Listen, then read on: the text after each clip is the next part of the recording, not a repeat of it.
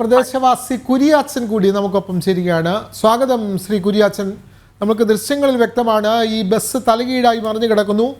ഈ പാലത്തിന് കൈവരി ഉണ്ടായിരുന്നില്ല. അതായത് ആൾതാമസമില്ലാത്ത മേഖലയിൽ ഏതോ ഒരു തോട്ടം മേഖലയാണെന്ന് തോന്നുന്നു. റബ്ബറാണോ എന്ന്, തെങ്ങ് ആണോ റബ്ബറോ, ആ മേഖലയിൽ കൂടി കടന്നു പോകുന്ന ഒരു റോഡ്. ആ റോഡിലുണ്ടായിരുന്ന പാലത്തിന് കൃത്യമായി കൈവരികൾ ഉണ്ടായിരുന്നില്ല. പഴയ ഒരു പാലം. അത് തന്നെയാണ് അപകടത്തിന് കാരണമായത് എന്ന് പറയാൻ കഴിയില്ലേ ശ്രീ കുരിയാച്ചൻ? ഈ റോഡ് തിരുവമ്പാടി പുല്ലൂരാമ്പാറ ആനക്കമ്പൽ റോഡാണ്. റോഡ് പണി നടന്നുകൊണ്ടിരിക്കുകയാണ്. അപ്പൊ ഈ പാലം പൊളിച്ച് പുതിയ പാലം ഇപ്പോൾ തന്നെ പണിയുന്നതാണ് 1 വർഷത്തിനുള്ളിലായിട്ട്. അപ്പൊ ഈ മുത്തമ്പുഴ ഭാഗത്തു നിന്ന് വന്ന ബസ് പാലത്തിലേക്ക് വരുന്നത് നേരെ തലകീഴായി തന്നെ മറിയുകയാണ്, പുഴയിലേക്ക് വീഴുകയാണ് ചെയ്തത്. ആ വീഴ സ്ഥലത്തിന്റെ അടുത്ത് തന്നെ പാലം നിർമ്മാണവുമായി ബന്ധപ്പെട്ടുകൊണ്ടുള്ള ക്രെയിനും സംവിധാനവും ഉണ്ടായിരുന്നത് കൊണ്ടിട്ട് വളരെ വേഗത്തിൽ തന്നെ രക്ഷാപ്രവർത്തനങ്ങൾ നടത്തുവാനായിട്ട് സാധിച്ചിട്ടുണ്ട്. അങ്ങനെ ഒരു സൗകര്യം ഈ പാലം പണിയുന്നതിന് അടുത്തുള്ള പണിക്കാരും കാര്യങ്ങളും ഉള്ളത് കൊണ്ട് പെട്ടെന്ന് തന്നെ അതുമായി ബന്ധപ്പെട്ടുള്ള പ്രവർത്തനങ്ങൾ നടത്തുവാനായിട്ട് സാധിച്ചിട്ടുണ്ട്.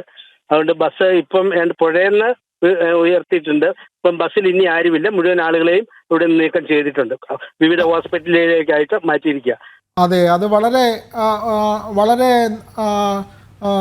അത്തരത്തിലുള്ള ഈ പാലം നിർമ്മാണവുമായി ബന്ധപ്പെട്ട അവിടെ ക്രെയിനും അതേപോലെ തന്നെ അതിൻ്റെ പണികാരുമൊക്കെ ഉണ്ടായിരുന്നത് കൊണ്ട് അവർക്ക് വളരെ പെട്ടെന്ന് അങ്ങോട്ടേക്ക് ഓടിയെത്താൻ കഴിഞ്ഞു. അതുകൊണ്ട് അപകടത്തിൽപ്പെട്ടവരെ വളരെ പെട്ടെന്ന് ആശുപത്രിയിലേക്ക് എത്തിക്കാൻ കഴിഞ്ഞു എന്നുള്ളതാണ്.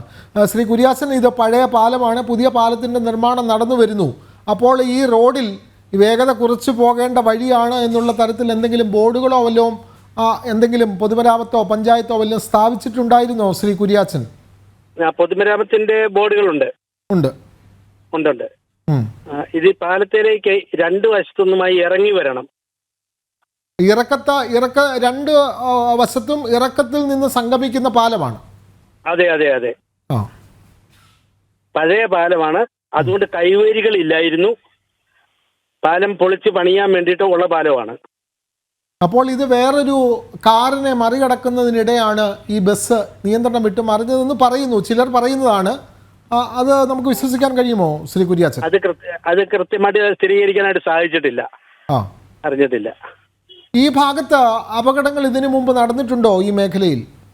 ഇതിനു മുമ്പ് ഒരു ബസ്സും ഒരു ജീപ്പുമായിട്ട് പാലത്തിൽ വെച്ച് കൂട്ടിയിടിച്ചിട്ടുണ്ട്. ഇതിനു മുമ്പ് ഇങ്ങനെ പുഴയിലേക്ക് മറിഞ്ഞിട്ടുണ്ടോ? പുഴയിലേക്ക് വീണിട്ടില്ല, പാലത്തിൽ വെച്ച് കൂട്ടിയിടിച്ചിട്ടുണ്ട്. ഈ 2 ഭാഗത്തുനിന്നും ഇറങ്ങി വരുന്നതായത് കൊണ്ടിട്ട് പെട്ടെന്ന് 2 സൈഡിൽ നിന്ന് കാണുകയല്ല വാഹനങ്ങൾ വരുന്നത്. അതുകൊണ്ടിട്ട് ഒരു തവണ ഒരു ബസ്സും ജീപ്പും തമ്മിൽ കൂട്ടിയിടിച്ചിട്ടുണ്ട്. ഈ പാലത്തിന് വീതി കൂട്ടിയാൽ അപകടം കുറയ്ക്കാൻ കഴിയുമോ? ഈ സ്വാഭാവികമായും ഇത്തരത്തിൽ 2 ഇറക്കങ്ങളുടെ സംഗമസ്ഥാനത്തുള്ള ഒരു പാലം, അപ്പോൾ ഈ പാലത്തിന് വീതി കൂട്ടി പണിതാൽ അപകടം കുറയ്ക്കാൻ കഴിയുമോ ശ്രീ കുരിയാച്ചൻ? വീതി കൂട്ടി പണിയുകയും അതുപോലെ തന്നെ പാലം ഉയരുകയും ചെയ്യണം. 2 ഭാഗത്തു നിന്നും ഇറങ്ങി വരുന്നതായത് കൊണ്ടിട്ട് ഈ പാലത്തിന് നല്ല ഉയരത്തിൽ തന്നെ നിർമ്മിച്ചെന്നാലേ പ്രയോജനം ഉണ്ടാവുള്ളൂ. എങ്കിൽ മറ്റ് അപകടങ്ങൾ ഉണ്ടാകാതെ പ്രശ്നത്തിന് പരിഹാരമാകും. നിരവധി വാഹനങ്ങൾ കടന്നു പോകുന്ന ഒരു റോഡാണോ ഇത്? അതെ, ഇത് വളരെ പ്രാധാന്യമുള്ള റോഡാണ്. ഇത് വയനാട് തുരങ്കപാതയുമായി ബന്ധിപ്പിക്കുന്ന റോഡാണിത്. കോഴിക്കോട് നിന്നും നിരവധി വാഹനങ്ങൾ ഏത് സമയം പോകുന്ന ഏറ്റവും പ്രാധാന്യമുള്ള ഒരു റോഡാണ്. നിരവധി വാഹനങ്ങൾ കടന്നു പോകുന്ന പുല്ലൂരാമ്പാറ ആനക്കാമ്പലി മുത്തപ്പമ്പുഴ തുരങ്ക റോഡ്, അങ്ങനെയാണ് ഈ റോഡ് പോകുന്നത്. നിരവധി വാഹനങ്ങൾ കടന്നു പോകുന്ന റോഡാണ്. ഇവിടെ ഈ പുഴയിൽ ഇപ്പോൾ അപകടം നടന്നപ്പോൾ പുഴയിൽ വെള്ളം കുറവായിരുന്നു, അത് അപകട സാധ്യത കുറച്ചു. അപ്പോൾ സ്വാഭാവികമായും ഈ പുഴയിൽ വെള്ളത്തിൻ്റെ നിരക്ക് കുറവാണോ, അതോ ഇപ്പോൾ ഇന്ന് ഇത്രയും മഴ പെയ്തിട്ടും ഈ പുഴയിൽ വെള്ളം കുറവായിരുന്നല്ലോ ശ്രീ കുരിയാച്ചൻ?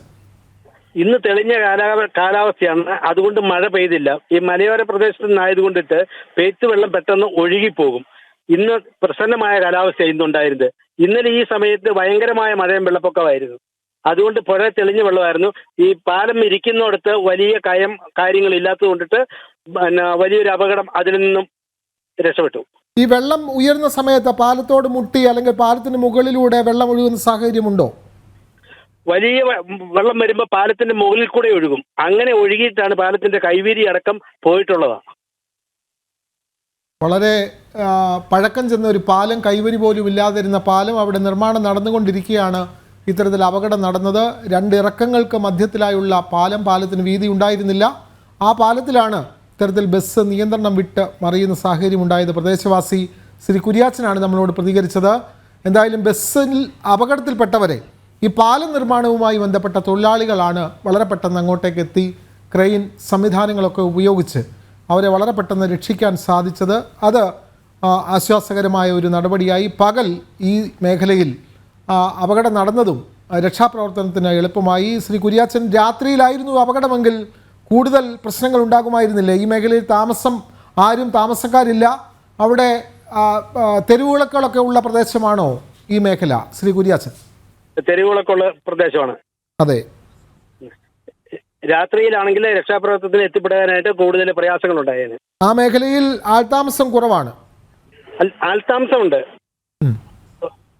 കുറഞ്ഞ സമയം കൊണ്ട് തന്നെ ഈ സംഭവം ഉണ്ടായ സ്ഥലത്ത് നിന്നും പുല്ലൂരാമ്പാറ അങ്ങാടിയിലേക്ക് 1 കിലോമീറ്ററേ ഉള്ളൂ. അതുകൊണ്ട് പുല്ലൂരാമ്പാറ അങ്ങാടി പ്രദേശത്തുള്ള വാഹനങ്ങളും ആംബുലൻസുകളും ഡ്രൈവർമാരും നാട്ടുകാരും എത്രയും പെട്ടെന്ന് തന്നെ രക്ഷാപ്രവർത്തനത്തിൽ പങ്കുചേരുകയും ചെയ്തു.